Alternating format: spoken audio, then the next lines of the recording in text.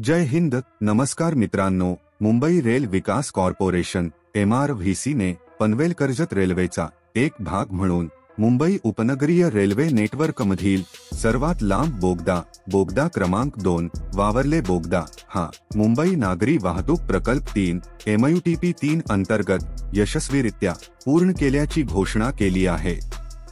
MRVC चे अध्यक्ष आणि व्यवस्थापकीय संचालक सुभाष चंद्र गुप्ता यांच्या उपस्थितीत वावरले बोगद्याच्या भूमिगत उत्खननाला 22 फेब्रुवारी 2023 रोजी सुरुवात झाली आणि 7 जून रोजी यश मिळाले. लॉजिस्टिक आव्हाने आणि जटिल भूवैज्ञानिक परिस्थिती असूनही ही महत्त्वपूर्ण कामगिरी प्रकल्पाच्या अंमलबजावणीच्या दिशेने एक मोठे पाऊल आहे.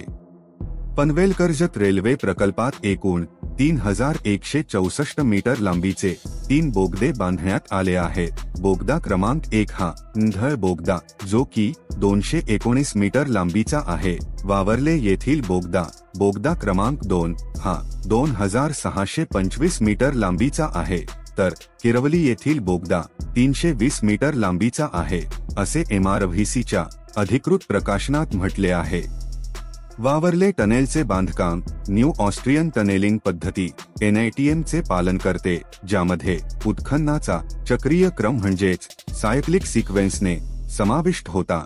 त्यानंतर प्राथमिक सपोर्ट आणि विलंबित दुय्यम लाइनिंग स्थापित केले गेले. मुख्य पैलूंमध्ये प्राथमिक अस्तर समाविष्ट आहे, ज्यामध्ये तात्काळ समर्थन आणि स्थिरतेसाठी वायर जाळी आणि रॉक बोल्टद्वारे प्रबलित शॉटक्रीटचा समावेश आहे.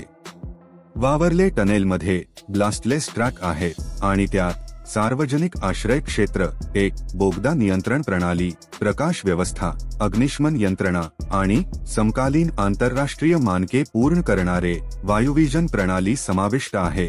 बोगद्याची उंची 7.323 मीटर आहे, तर रेल्वे स्तरावर रुंदी 13.282 मीटर आहे. पनवेल-कर्जत रेल्वे प्रकल्पातील टनल 2 चे यशस्वी यश हे एक मोठा टप्पा आहे, ज्यामुळे मुंबई उपनगरीय क्षेत्रामध्ये वाढीव कनेक्टिव्हिटी आणि वाहतूक कार्यक्षमतेचा मार्ग मोकळा झाला आहे. या रेल्वे कॉरिडॉरची किंमत अंदाजे 812 कोटी रुपये आहे आणि 2 रेल्वे उड्डाण पूल, 44 मोठे आणि छोटे पूल, 15 अंडरपास पूल आणि 7 रोड ओव्हर ब्रिज याशिवाय 3 बोगदे आहेत. तर मित्रांनो, तुमचे याविषयी काय मत आहे ते कमेंट करून सांगा व व्हिडिओ आवडला असेल तर लाईक आणि सबस्क्राईब करायला विसरू नका. धन्यवाद.